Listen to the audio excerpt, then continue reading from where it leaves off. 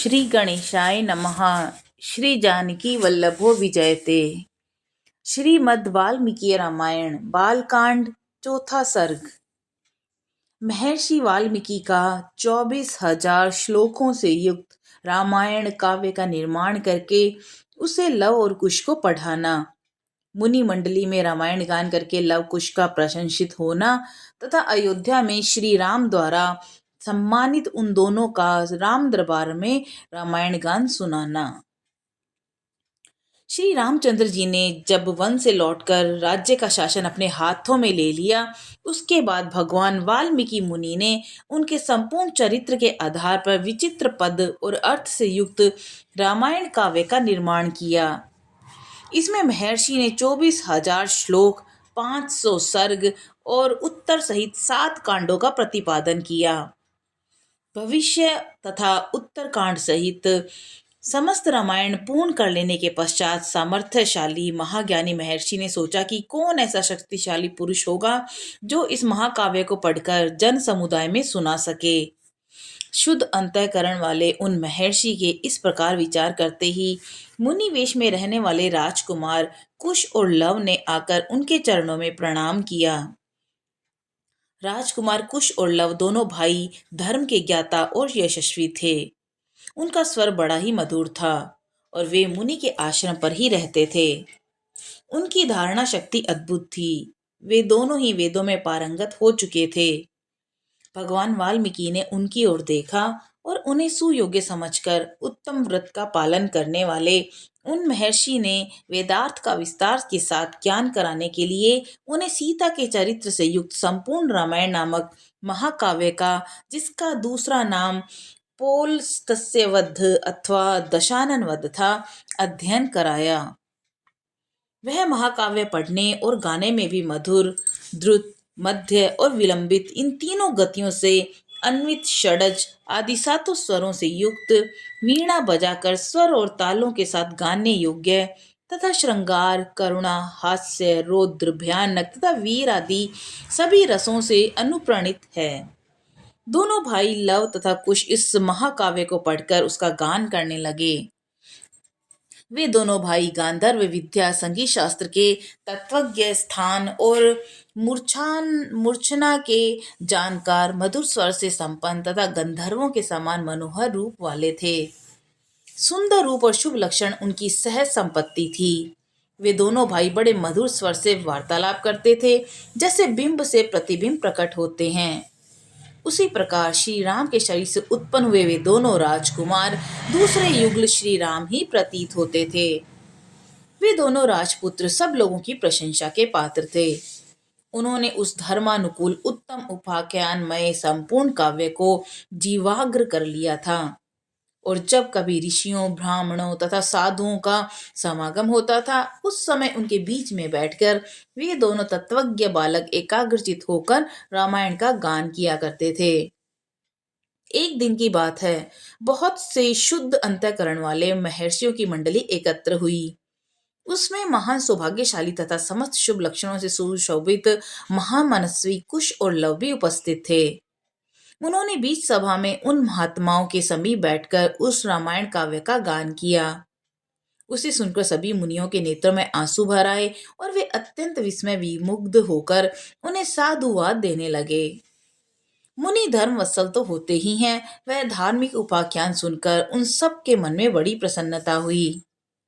वे रामायण कथा के गायक कुमार कुश और लव की, जो प्रशंसा के ही योग्य थे, इस प्रकार प्रशंसा करने लगे।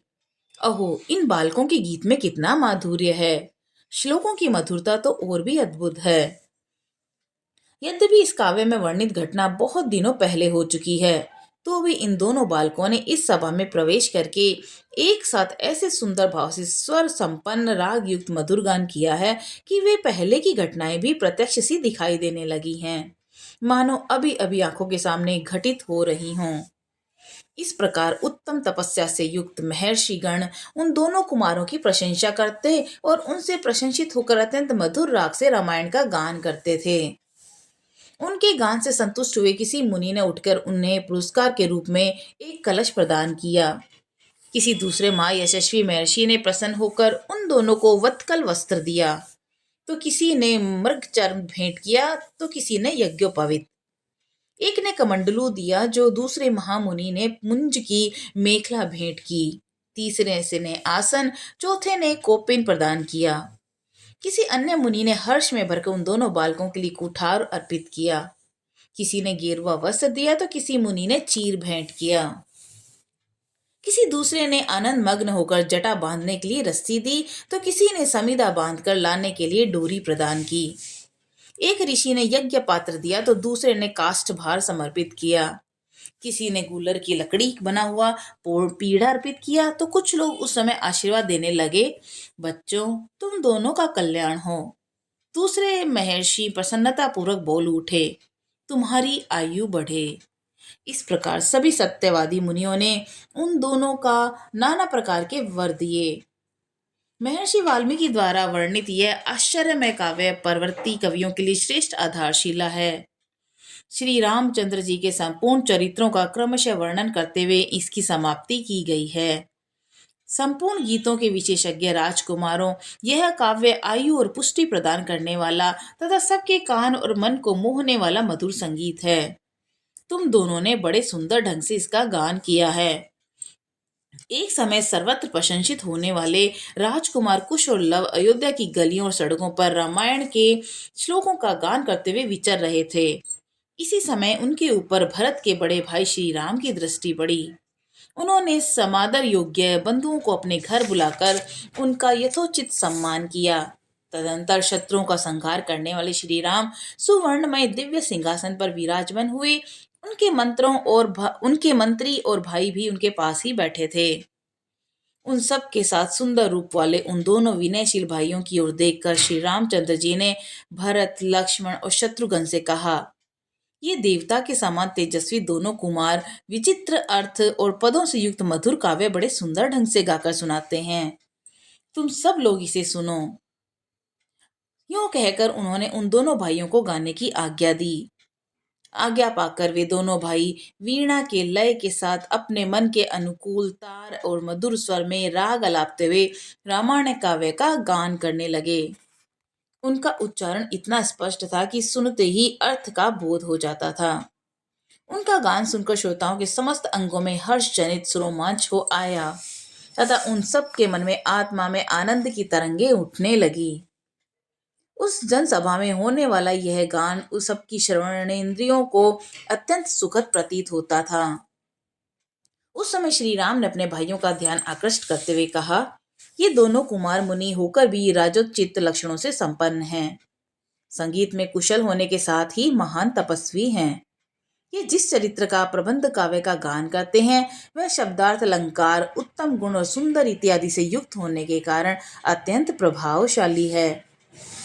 मेरे लिए भी अभ्युदयकारक है, ऐसा वृद्ध पुरुषों का कथन है।